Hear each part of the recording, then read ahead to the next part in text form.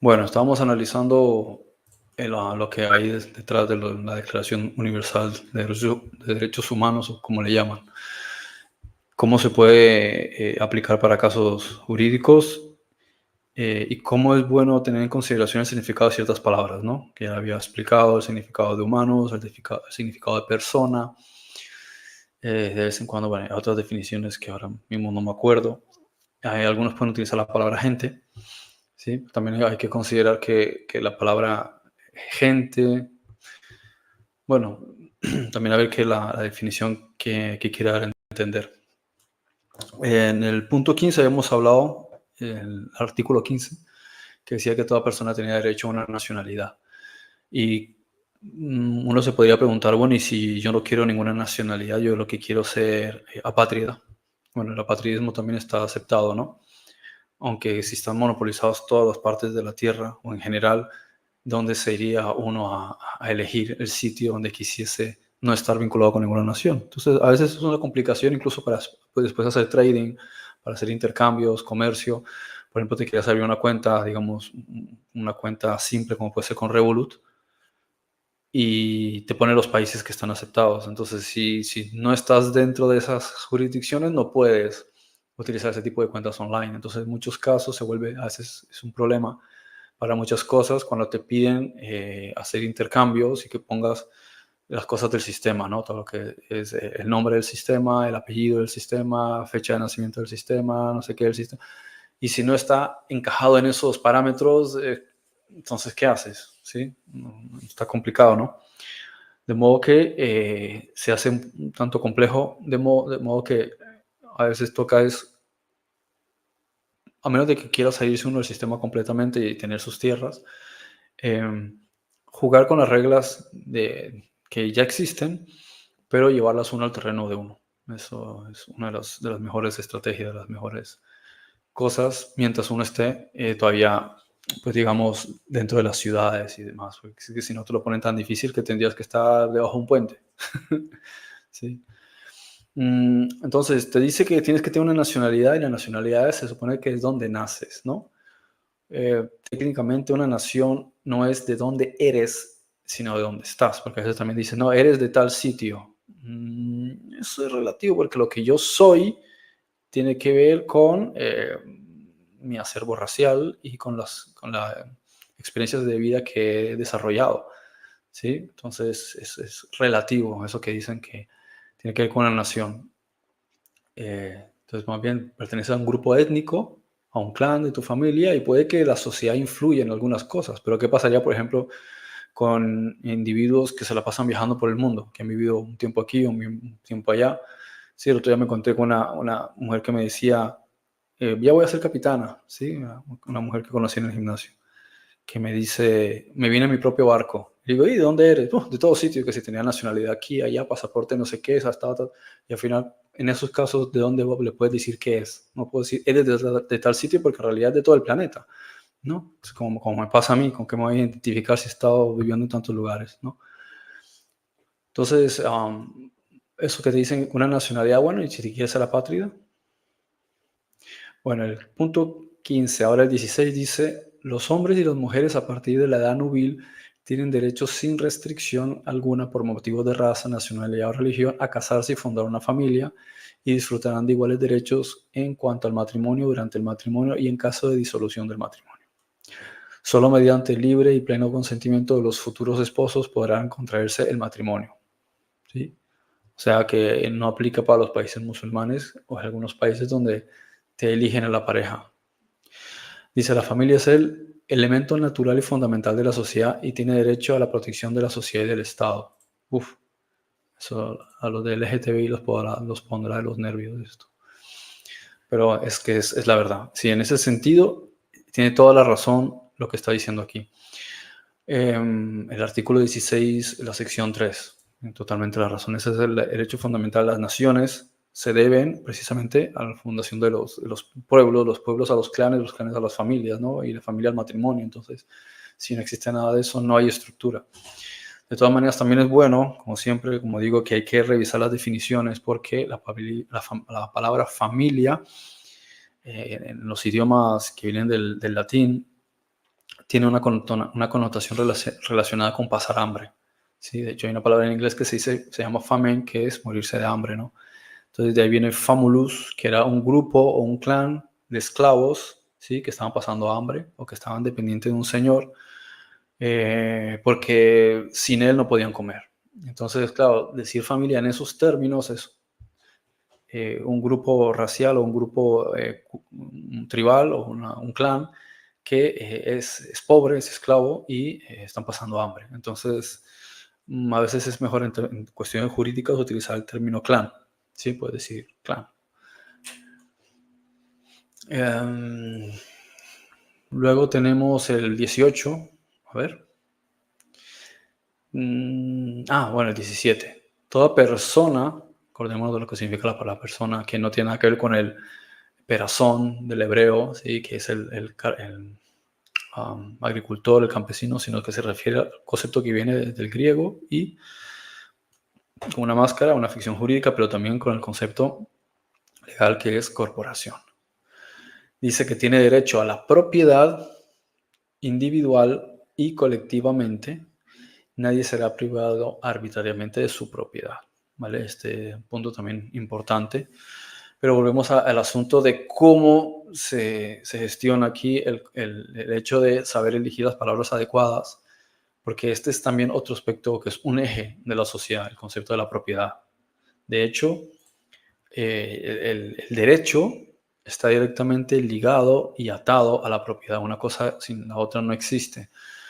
Es más, cuando uno busca en ley el significado de derecho y justicia, rectitud y todo eso, es la misma definición, es use, ¿no? De ahí viene el inglés you, ¿no? Tú o lo tuyo, what is yours, lo que es tuyo, ¿no? Entonces el yours, lo que es tuyo, es tu derecho y es tu propiedad. Por ende, si en la primera, o sea, todo se basa de lo que es tuyo, que es tu cuerpo, que es tu propiedad, lo que está cerca de ti, con lo que tú estás interactuando permanentemente, o sea, un espacio de tierra con el que tú interactúas, llega un momento en que es tu posesión. Sí, esa es la base y lo que se entiende de lo que viene a ser derecho, porque de qué otra manera lo vas a posesionar. Imaginémonos que no hubiese nadie en el planeta, llegamos nosotros, nos repartimos la tierra, ¿a quién se la compraríamos o a quién se la poseeríamos? A nadie, porque no es de nadie. Entonces, basándonos de ese principio, se entendería que es, como hemos explicado en los temas sobre posesión de un terreno, tú llegas y haces usucapión. O sea, tú básicamente te quedas en un sitio y se sobreentiende que por el hecho de que estés ahí, eso es tuyo. Sí, ese es el principio elemental de esto. Entonces, la base de todo es el derecho, la propiedad, como digo. Por ende, encontramos que hay cosas que no funcionan bien, cosas que, digamos, extrañas, que no es que sean extrañas, simplemente pueden parecer extrañas para quien no sabe. De conceptos, por ejemplo, de que ocurra cierta cosa y el Estado, digamos, acceda a tu cuenta bancaria, o que te quiten el automóvil, o que te quiten los hijos, o que por ejemplo, tu propiedad que es tu cuerpo, y lo encarcelan por cuestiones que no tienen que ver con haber dañado a otro. Entonces ahí te das cuenta que hay algo que no funciona y no es en sí la gente que esté participando de todo eso necesariamente, sino que es una estructura, que es la estructura del sistema que está corrompida. Y es porque se hace de tal manera que las cosas no les pertenezcan a los individuos. Entonces, si no te pertenece algo, quiere decir que no se está considerando que tú seas un ser de propiedad, o sea, un ser que tiene derecho a la propiedad. De otra manera, no la pueden tocar, ¿sí? Si tú le haces daño a otra persona, pues por alguna razón podrían exigirte compensarle ese daño, o si eres un peligro para la sociedad, te encierran en una cárcel, pero tus propiedades no se pueden tocar, salvo que sea para compensar el daño que has causado a otro y lo vas a remediar, pero como no tienes a lo mejor poder, digamos, adquisitivo fiduciario, o sea, lo que es papel, entonces no le puedes pagar con dinero porque a lo mejor no lo tienes, entonces coge de tu propiedad. Bueno, se puede entender ese tipo de acciones, pero también hay que entender de cómo parte todo, ¿no? Hello, Judith, ¿vale? Bueno. Y ahora, por ejemplo, tenemos el 18, dice, toda persona tiene derecho a la libertad de pensamiento, de conciencia y de religión, Este derecho incluye la libertad de cambiar de religión y de creencia, así como la libertad de manifestar su religión o su creencia individual y colectivamente, tanto en el público como en privado, por la enseñanza, la práctica, el culto y la observancia. Es curioso, ¿no? Porque en algunos sitios hay una especie de conflictos con el proselitismo. Sin embargo, aquí te das cuenta que el derecho internacional te está diciendo que tú puedes hacer proselitismo público, ¿sí? Como privado. De manera que ahí viene donde se amparan lógicamente los testigos de Jehová o los mormones que van a las casas de las personas, especialmente los testigos de Jehová, y no se les puede decir que no, ¿sí? O sea, tú en tu casa le puedes decir que no, me refiero, pero el Estado no les puede prohibir a ellos el hecho de que ellos quieran hacer proselitismo. Y pues en realidad esa es la base del derecho de la religión. Y aún hay más.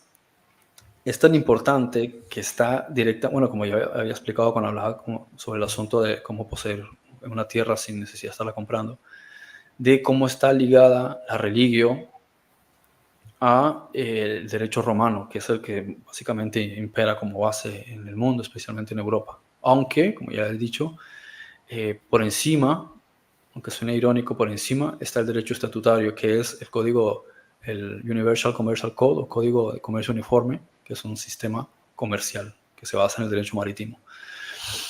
Entonces,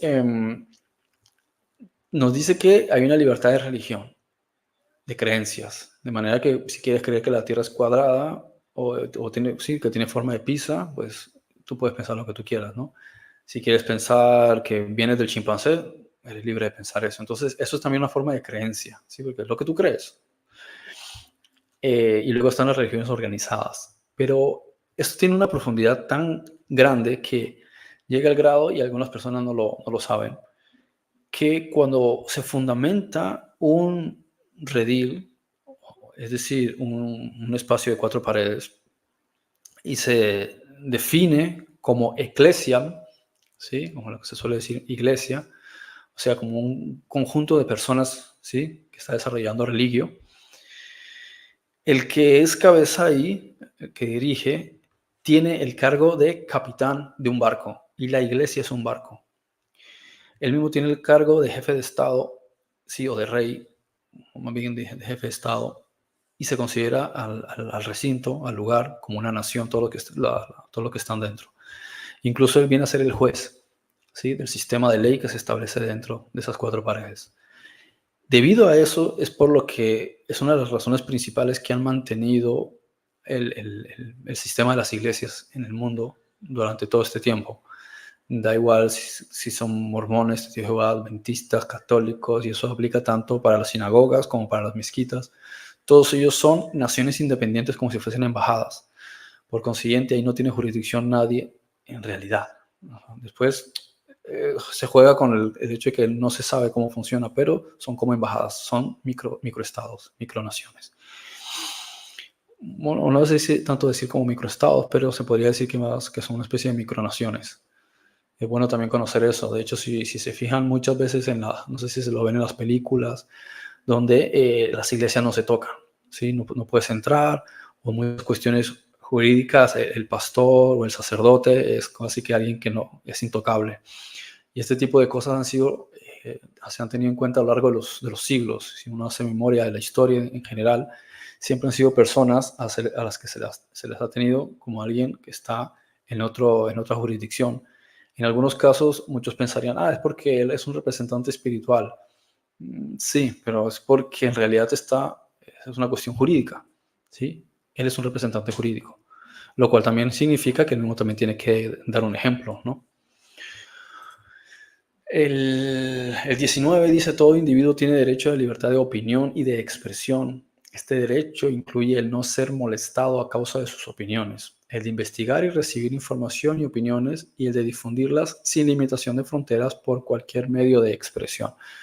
Esto ya en realidad no se aplica, no se respeta en todas partes, ¿no? Entonces, tú puedes tener opinión, pero también el asunto de la opinión es muy relativo.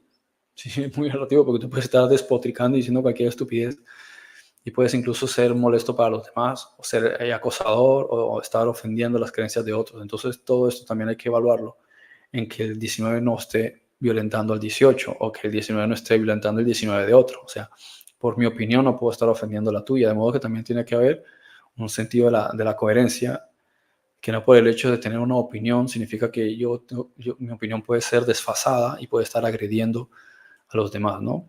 Y eso también lleva a otros aspectos, como por ejemplo que no puedes difamar a los demás, porque yo me puedo expresar libremente y decir lo que me dé la gana sobre otro, sí, pero es que no puedes dañar su buen nombre, ¿sí? Si vas a decir algo, tienes que probarlo, ¿sí? El 20 dice, toda persona tiene derecho a la libertad de reunión y de asociación pacíficas. Ahora, si vemos, lo conecta con el 18, lo que estamos hablando del concepto de las iglesias, de las sinagogas, de las mezquitas. Nadie podrá ser obligado a pertenecer a una asociación. Entonces, si te dice que no puedes estar obligado a pertenecer a una asociación, no te pueden obligar a tener una nacionalidad, porque es una asociación a un Estado. Entonces, ¿tú lo aceptas o no lo aceptas? Y lo mismo asociaciones pacíficas. O sea, como está estipulado en muchos países, está prohibida las asociaciones beligerantes. No es como en su momento que había grupos beligerantes porque, por decir algo, ¿no? Miremos la historia de América antes de la conquista, o miremos la historia de España los últimos 150 años. Entonces hay grupos beligerantes en Estados Unidos a lo largo de la historia también, porque cada uno quiere establecer las pautas que quiere. Entonces, en ese sentido es una cuestión también compleja. Y en Estados Unidos, por ejemplo, tienen la enmienda de la Constitución que da derecho a portar armas y, a ver, también ser consciente de eso. Hay unas legislaciones, hay una responsabilidad, pero las personas pueden tener armas en caso de que quieran llevar a cabo un golpe de Estado porque el Estado ha violentado la ley, ellos se pueden defender. Entonces, y sin embargo en otros países eso no es tan simple. O sea, te dicen, en algunos sitios te dicen, sí, hay un derecho a rebelión en el sentido de que si no estás de acuerdo, el pueblo puede manifestarse. Pero al final las fuerzas del orden, como les llaman, son las que tienen el monopolio de la fuerza, es decir, de la violencia. O sea, ellos tienen bazucas, ellos tienen armas de asalto, ellos tienen gas lacrimógeno, tienen tanques, tienen ametralladoras, entonces, ¿de qué sirve que te digan que podrían no estar a favor si al final te agarran ellos y unos cuantos de ellos pueden hacerle daño a muchísima gente? Entonces, en ese sentido, las cuestiones también son muy relativas, ¿sí? Y de hecho vamos a encontrar aquí que eso coincide con el artículo 21 que dice toda persona tiene derecho a participar en el gobierno de su país directa o por medio de representantes libremente escogidos. ¿Sí? Entonces vemos una conexión en el hecho de que tiene que haber una forma de lo que ellos llaman democracia, ¿sí? Para poder llevar a cabo las cosas. Toda persona tiene el derecho de acceso en condiciones de igualdad a las funciones públicas de su país. Bueno, todo esto es teórico, porque al final casi siempre son personas elegidas entre ellos mismos, casi todos vienen de la francmasonería. La voluntad del pueblo es la base de la autoridad del poder público.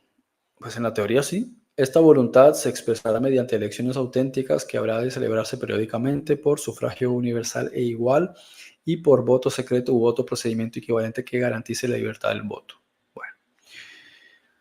Bueno, ¿qué más? Bueno, una cosa que iba a comentar aquí también sobre el derecho de asociación pacífica es que incluye también, como decimos, el asunto de la religión, ¿sí? Que es una cuestión pacífica no beligerante.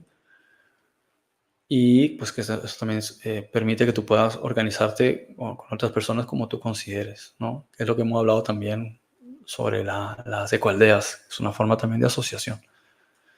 El artículo 22 dice: toda persona como miembro de la sociedad tiene derecho a la seguridad social y a obtener mediante el esfuerzo nacional y la cooperación internacional, habida cuenta de la organización de los recursos de cada Estado, la satisfacción de los derechos económicos, sociales y culturales indispensables a su dignidad y al libre desarrollo de su personalidad. Bueno, dice que tienen derecho a la seguridad social. Bueno, no sé, hay países que tú tienes que pagarte un seguro. Pero la cuestión es, ¿por qué mete aquí la cuestión de la seguridad social? Podía haber muchísimas otras cosas. De hecho, se ha convertido durante las últimas décadas en casi que una cuestión de obligatoriedad en muchas partes, de que no puedes tener un empleo si no hay un seguro. Se puede entender que la empresa contrate un personal y le ponga un seguro en caso, ¿sí? O sea, para ahorrarse lesiones, ¿sí? Entonces hay un seguro de la empresa. Pero la cuestión cuando hablan de una seguridad social en cuanto a la sociedad, tiene más que ver con el hecho de que las personas están considerados como pañoles, es decir, están considerados como mercancía. Entonces se gestionan según el UCC, el Uniform Commercial Code, o Código de Comercio Uniforme. Entonces, cuando tú tienes una mercancía y tú quieres coger esa mercancía, la quieres llevar de un lugar a otro, tiene que haber un derecho de garantía. Y tiene que haber un seguro para que el producto llegue a donde llega, ¿sí? Y llegue en perfecto estado, ¿no? Y cuando se abre, se revise, excelente, se da la aprobación de que va todo bien. Entonces hay que cuidar la mercancía, porque la mercancía tiene un valor en el mercado, y entonces se hizo un intercambio, un trade, ¿sí? Entre el propietario y quien lo recibe. Entonces, en este sentido, el Estado está gestionando, se puede decir así, es el administrador de las ficciones jurídicas, o sea, de las personas. No de tú, en realidad, sino de todo lo que representa tu identidad jurídica, o sea, el nombre, el apellido, el DNI o el NIE o la cédula de ciudadanía o el ID, como le quieran llamar. Todo lo que tiene que ver con esa ficción, esa máscara, lo que le llaman persona o persona jurídica. Entonces se encargan de que se mantenga en buen estado. Es lo mismo que hacía Hitler. Hitler le decía a sus subordinados que tenían que mantener un cuidado de la mano de obra.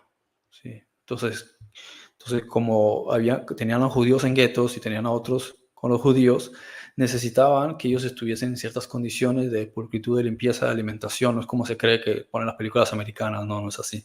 Eso ya fue antes de finalizar la guerra y por decisiones de Himmler y otros cuantos que tenían miedo de que los judíos se quedasen con el país cuando todos los oficiales y soldados fueran a juicio, ¿no? Pero en realidad lo que tenían que hacer es mantenerlos en unas condiciones porque ellos estaban fabricando armamento, ellos estaban fabricando balas, estaban fabricando uniformes, estaban fabricando toda la infraestructura de los vehículos blindados, de los fusiles. Entonces ellos eran la mano de obra de Alemania, o sea, todas las grandes empresas que crecieron como los Volkswagen, Audi y demás que salieron de Alemania, todas ellas fueron fabricación, o sea, de mano de obra de servidumbre de los judíos. Entonces tienes que darles un determinado calidad de sueño, una situación para que él duerma. Entonces tienes que hacerles también un análisis, va a un médico y los revisa que esté todo bien, porque si no tienes un empleado que está haciendo bien tu trabajo, en realidad no te va a rendir, ¿no? Entonces había memorandos, ¿sí? Donde tenían que tener unas condiciones específicas, aunque no dejaba de ser servidumbre, ¿no? Pero los usaban para eso. Entonces lo mismo hoy día. Si hay una mano de obra que son siervos del Estado que tienen que producir. Entonces tiene que haber un seguro que los cubra para que haya un rendimiento. Y esto es un seguro de garantía del pañuelo, o sea, de la mercancía. Porque tratan a la gente como mercancía. Lo mismo que tú ves, cualquier cosa que tiene un código QR, un código de barras, que tiene un código de registro, lo mismo lo llevan los animales de consumo, los animales de compañía, y lo lleva la gente, porque el número que tú tienes de identificación, este es tu código de barras, por así decirlo, tu código de registro QR, tu código de mercancía. Entonces, el 23 dice: toda persona tiene derecho al trabajo, a la libre elección de su trabajo, a condiciones equitativas y satisfactorias de trabajo y a la protección contra el desempleo.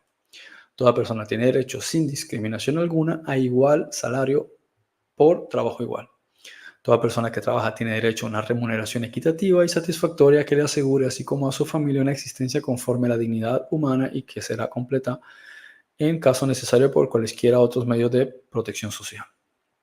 Toda persona tiene derecho a fundar sindicatos y sindicarse para la defensa de sus intereses, pero ello va a limitar simplemente a el hecho de que diga toda persona tiene derecho al trabajo, y sin embargo es algo muy repetitivo, ¿sí? Y que hasta el día de hoy lo escucho a uno en la sociedad muchísimo. De trabajo, conseguir trabajo, tener trabajo, trabajo, y no saben qué significa, que trabajo significa sufrir, ¿sí? Eso es lo que significa tripaliare. La palabra ya debería ser sustituida por prosperar. Entonces, uno debería encontrar medios por medio de los cuales prosperar, porque ¿a quién le gusta trabajar? O sea, porque sea algo que te guste, te apasione. ¿Quién quiere tener que estar 8 horas trabajando vendiendo hamburguesas? ¿O quién quiere estar trabajando limpiando baños? ¿O quién quiere? No, hay gente que le gusta lo que hace, pero en términos generales a nadie le gusta trabajar. Entonces, decirte que tienes derecho a eso más bien es porque hay un resultado, y es que te va a compensar la remuneración salarial.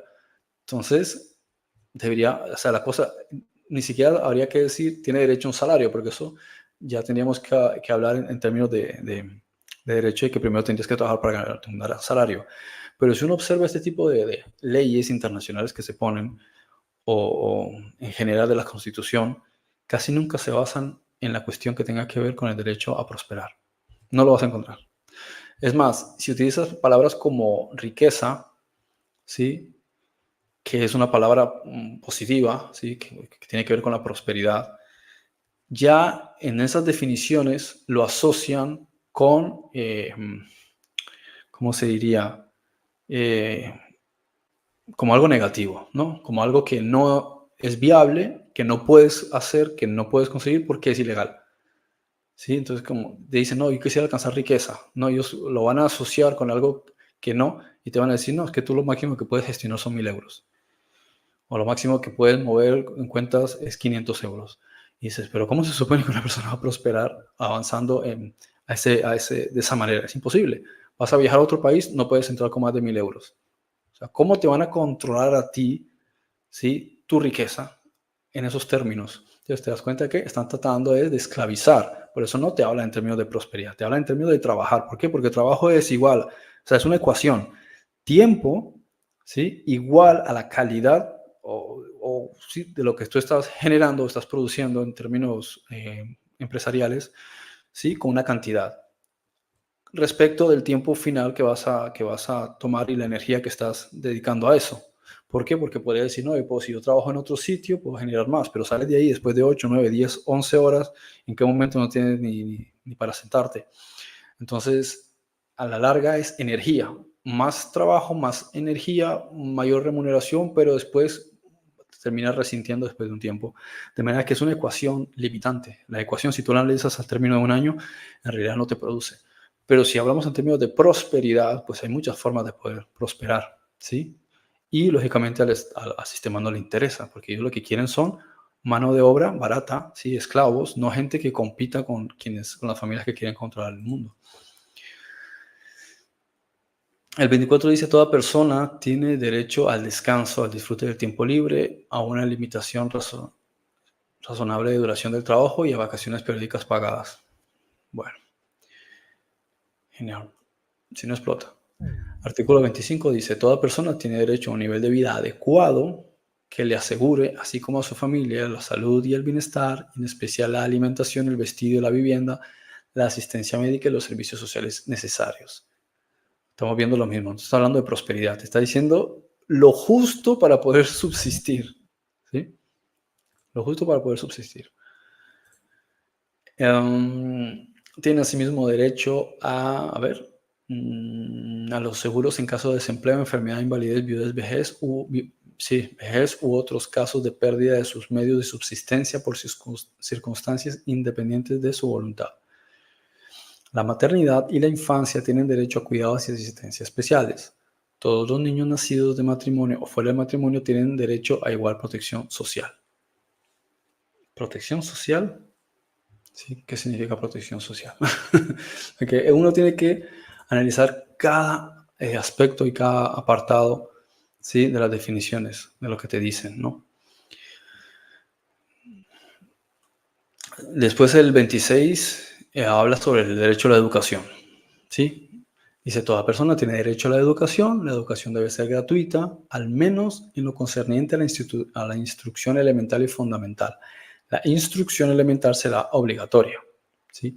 La instrucción técnica y profesional habrá de ser generalizada. El acceso a los estudios superiores será igual para todos en función de los méritos respectivos.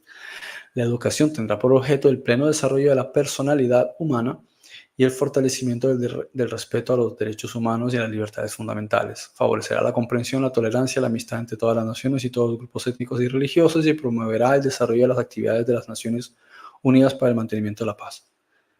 ¿Y eso qué tiene que ver con la prosperidad? ¿Sí? O sea, si el ser humano está, es para una de las razones principales, es para el crecimiento interior y prosperar.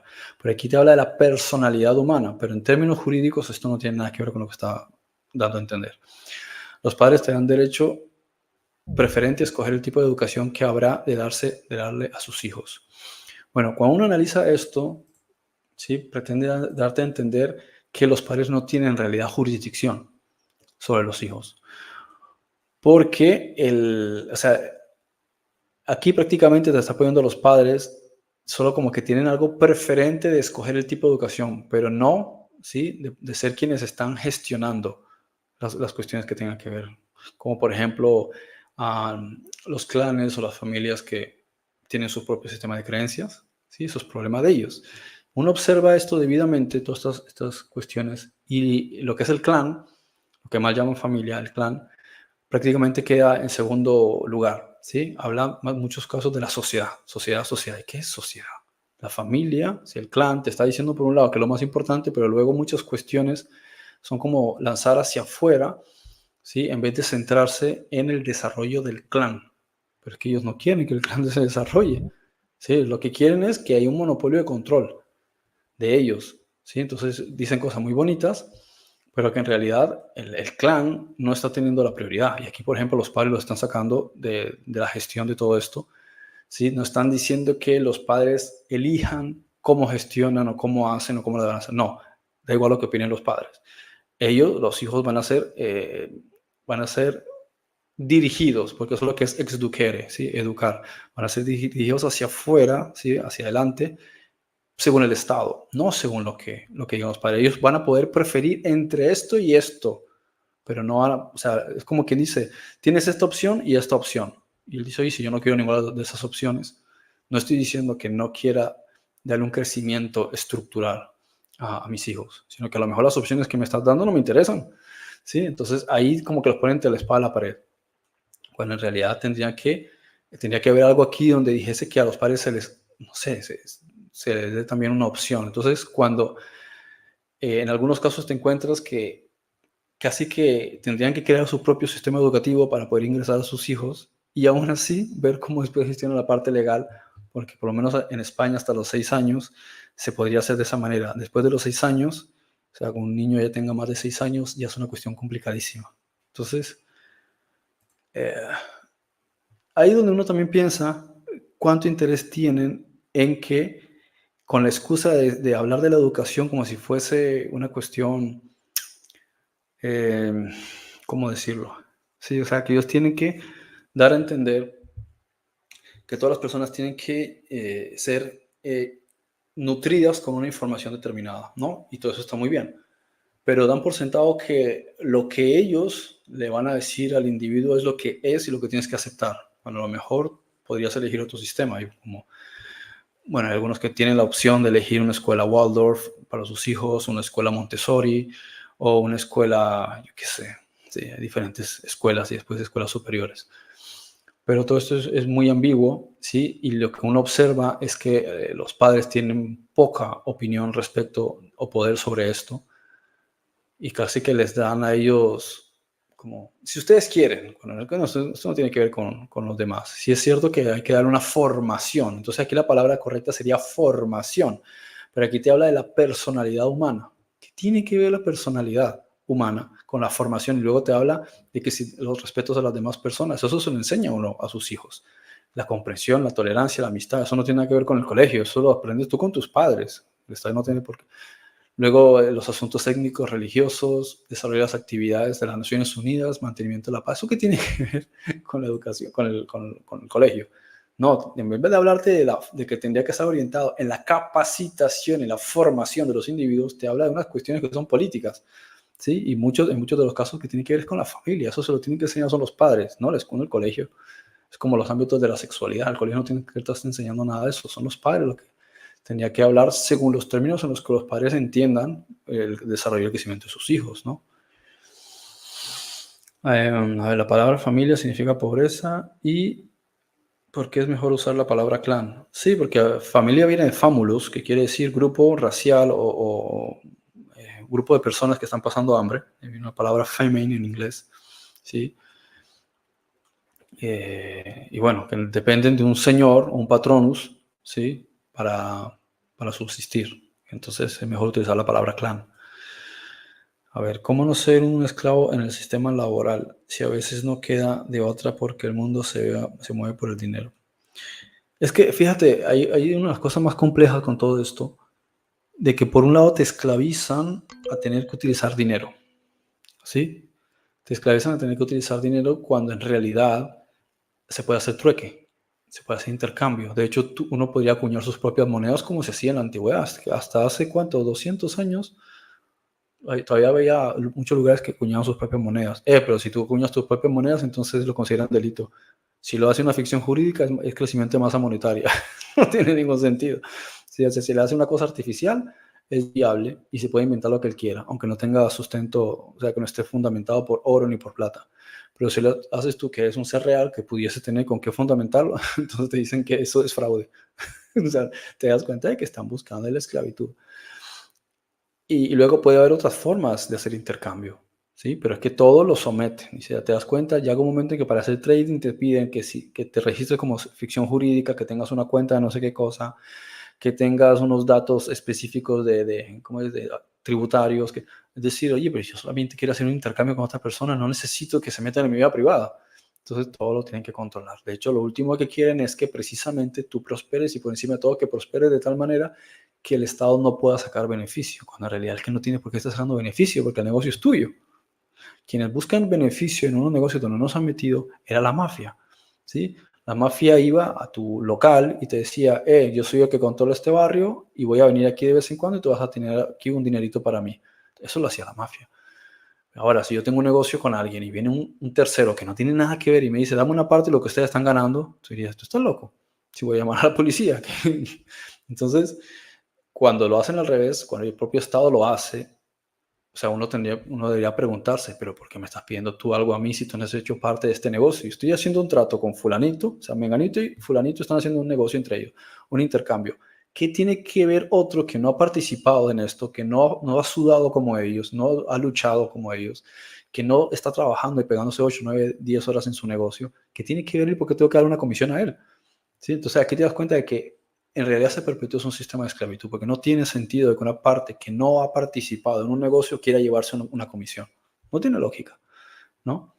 Por encima de todo que quiera estarte controlando el intercambio que tú haces con otra persona. Pero si yo tengo una calabaza y te la quiero cambiar por un teléfono, eso es problema nuestro, porque tengo que darle explicaciones a otro y va a querer aparte llevarse una comisión. Pero tú estás loco. ¿Qué es esto? La mafia. Pero es así como funciona. Ellos se han convertido en la mafia y quieren hacer parte de cosas en las que no forman parte, ¿no? Por eso ya lo estaba explicando con anterioridad, ¿no? Porque todo esto lo crearon el asunto de la persona o la ficción jurídica para que pague la deuda del país, para que se pueda seguir imprimiendo dinero en base a la persona jurídica. Y bueno, claro, ¿cómo no ser esclavo del sistema? Es que ese es el gran dilema. O sea, encontramos que es una complicación y bueno, lo he explicado en otras ocasiones. Buscar diferentes formas en las que uno pueda prosperar, pero tratar de prosperar fuera del sistema es que tienes que salirte del sistema, porque es que si no, si lo haces dentro del sistema, tienes que utilizar un montón de estrategias y ser consciente de que en cualquier momento van a querer estarte persiguiendo, o sea, en el sentido de acoso, ¿sí? Para que tú te vincules con ellos y les des algo de lo que tú has hecho. Entonces, bueno, de ahí todos estos aspectos legales de documentos que a veces hay que mandarles y decirles, mira, que me dejes en paz, que yo no tengo nada que ver contigo. Estoy viviendo en el planeta Tierra. Yo he dicho a veces, en alguna ocasión se lo he dicho a un juez, ¿sí? ¿Qué tienen ustedes que están preguntando a mí nada si yo a ustedes ni siquiera los conozco? Si yo tengo algún negocio, un negocio mío, ¿sí? Y ni el Estado, ni ustedes, yo a ustedes no los conozco, ninguno de ustedes me ayudó ni a fundar este negocio, ni a sacar adelante este proyecto, no me ayudaron en nada. No son socios míos. Entonces, ¿por qué me están pidiendo comisiones? Respeten. ¿Qué se creen que son la mafia? Bueno, vamos a ver el otro. Sus hijos, 27, vale, ya quedan 4. Toda persona tiene derecho a tomar parte libre en la cultura de la comunidad, a gozar de las artes y a participar en el proceso científico y en los beneficios que de él resulten. No sé, a mí eso me tiene que importar, pero bueno, está bien lo del progreso científico. La parte cultural de la comunidad, gozar de las artes, bonito, muy bien. Toda persona tiene derecho a la protección de los intereses morales y materiales que le correspondan por razón de las producciones científicas, literarias, artísticas que sea autora. Esto es importantísimo y esto es uno de los aspectos esenciales, ¿sí? ¿Cómo llamarlo? Del derecho. Pues no puede estar desvinculado del derecho, igual que la propiedad no puede estar desvinculada del derecho. Todas las cosas que tú creas están protegidas por derecho de propiedad, porque es propiedad intelectual, es creación de tu propia mente, no es algo que tú hayas copiado. Entonces, cuando tú haces un dibujo, es tu creación. Cuando tú compones una canción, es tu creación. Cuando tú escribes una poesía, es tu creación. Cuando construyes algo con tus manos, es tu creación. Cuando haces un cuadro, cuando haces una obra artesanal, es tu creación. Por tanto, es una extensión de ti, ¿sí? Y tú le das el valor que tú consideres o el valor que acuerdes con otros. De modo que no se puede separar eso del derecho, ¿sí? Y justamente lo que estaba comentando también Andrea antes, si logras darle valor en el mercado a algo que es propiedad intelectual tuya, es una forma también de tener ganancia, especialmente si logras que esté apalancado, generándote ingresos pasivos. Eso puede ocurrir, por ejemplo, si lo logras automatizar. Lo que me pasa a veces, o sea, por ejemplo, con mis libros, ¿no? Automatiza. Algunas personas lo hacen con cursos, diseñan un curso, lo ponen online, ponen el sistema de manera que un individuo accede al curso. A lo mejor es un curso que hizo hace 2 años, lo tiene en su página web, alguien accede, hace un pago y puede ver los contenidos. Si puedes automatizar ese tipo de cosas con algo de valor, esa es una forma también de poder generar, pero no siempre es fácil. Hay, por ejemplo, no todo es de propiedad intelectual, pero hay gente que hace cuadros. El asunto es que hacer un cuadro implica lo vendiste, haces el trading. Muy bien. Pero no estás sacándole más rentabilidad. Como por ejemplo la venta de los libros, el libro se vuelve a imprimir, se reimprime, se sigue vendiendo. Lastimosamente no es como hace 100 años que si eras un buen escritor, pues de eso sí se podía vivir, ¿sí? Luego, por ejemplo, la danza también es un arte, el canto, ¿sí? Entonces, de la danza, por ejemplo, danzas, pero después danzaste y te pagan por eso y se acabó, una coreografía. Pero, por ejemplo, el cantante puede grabar sus discos y puede revenderlos, ¿no? Entonces, ya pues, si trabaja con una discográfica o... Porque es que si no es con una discográfica es muy difícil. Pero al final, tanto las discográficas como las agencias de publicación se van a quedar una comisión y tú no sabes si se está quedando más dinero o no. Y te están mandando a ti el 10%, no lo puedes saber. Entonces, son sistemas complejos. Sí, son sistemas complejos. Pero bueno, es el mundo en el que vivimos y de momento nos toca aprender esto y ser recursivos.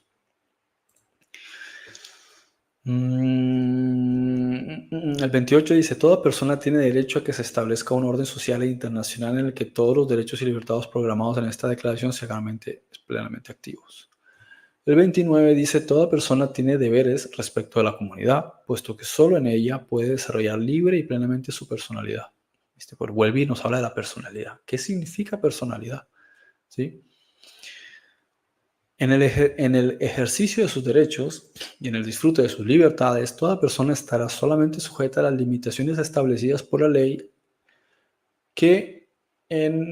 con el único fin de asegurar el reconocimiento y el respeto de los derechos y libertades de los demás y de satisfacer las justas exigencias de la moral, del orden público y del bienestar general en una sociedad democrática. Estos derechos y libertades no podrán en ningún caso ser ejercidos en oposición a los propósitos y principios de las Naciones Unidas. Y bueno, el 30 es algo similar, ¿no? Ahora, habla muchas veces de la personalidad, ¿sí? Voy a mirar aquí si esto lo tengo en mi diccionario. No lo tengo. Bueno, lo voy a actualizar después. Pero la cuestión de la palabra personalidad, uno piensa que se refiere a tu forma de ser, ¿sí? Pero en realidad cuando estamos hablando en términos jurídicos no es exactamente algo así, sino que tiene que ver directamente es con lo que tú eres para el sistema, ¿vale? Por así decirlo. Bueno, aquí André pone Juan 6:27, debemos enfocar nuestras fuerzas e inversiones en todo lo espiritual. Principalmente sí, sí. Pero claro, lógicamente también el hecho de tener que esforzarse uno por monetizar o por conseguir su alimento y su sustento y muchas otras cosas, incluso placeres y gustos, vacaciones, etcétera, ahorros, es parte del juego de la vida. Sí, es parte de la estrategia de la vida. Entonces hay que tener un equilibrio entre la búsqueda de lo espiritual y también de lo material, porque son los retos que nos ayudan a superarnos a nosotros mismos. Si todo lo tuviésemos al alcance, en realidad se perdiera mucho el aprovechamiento de las capacidades que nosotros tenemos, ¿sí? Porque nos obliga a ser recursivos. Una aldea es vivir espiritualmente y allí se trabaja sin ser esclavos. Bueno, en teoría, claro, sería ideal. Bueno, concluimos entonces ya por hoy. Bueno, ya terminamos con esa temática.